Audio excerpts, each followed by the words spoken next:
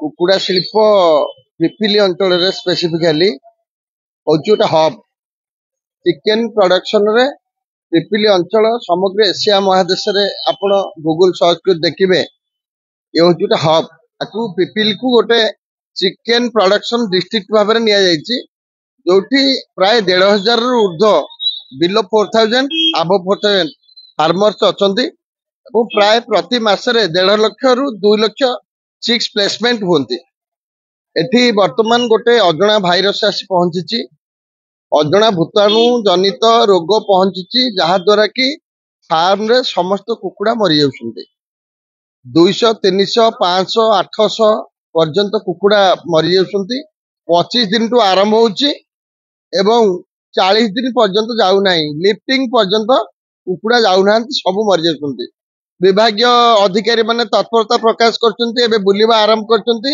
ତାର କାରଣ ଆଉ ନିରାକରଣ ପାଇଁ ସେମାନେ ଅଣ୍ଟା ଭିଡିଛନ୍ତି, କିନ୍ତୁ ଏସବୁ ଜିନିଷ କଲା ବେଳକୁ ଘୁଷୁରୀ ଯାଇ ମଙ୍ଗଳପୁରରେ ପହଞ୍ଚିବ, ସବୁ କୁକୁଡ଼ା ମରିଯାଇଥିବେ। ବର୍ତ୍ତମାନ ସ୍ଥିତିରେ କୁକୁଡ଼ା ଫାର୍ମର ମାନେ ଆପଣ ଶୁଣିଲେ ଆଶ୍ଚର୍ଯ୍ୟ ହେବେ, 50 ଟଙ୍କା, 70 ଟଙ୍କା, 60 ଟଙ୍କାରେ ନିଲାମ କରୁଛନ୍ତି।